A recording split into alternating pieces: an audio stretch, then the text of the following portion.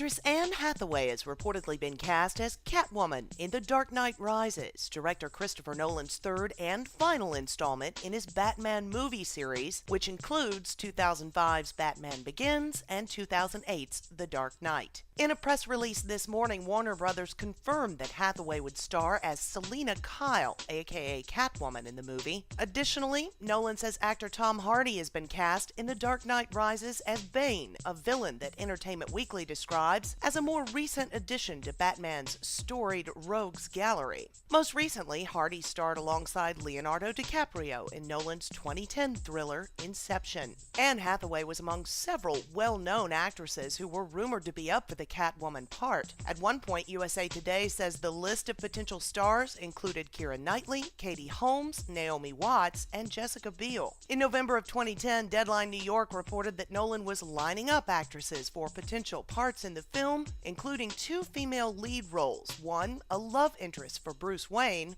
another a villain. At that time, Hathaway was mentioned as a contender along with Natalie Portman, Knightley, Watts, and Rachel Weisz. The Dark Knight Rises is slated for release in U.S. theaters on July 20th, 2012. Actor Christian Bale will reprise his role as Bruce Wayne Batman. Morgan Freeman returns as Lucius Fox, and Gary Oldman will be back as Commissioner Jim Gordon. Michael Caine will also be back as Alfred. For more information on this topic, visit the link below.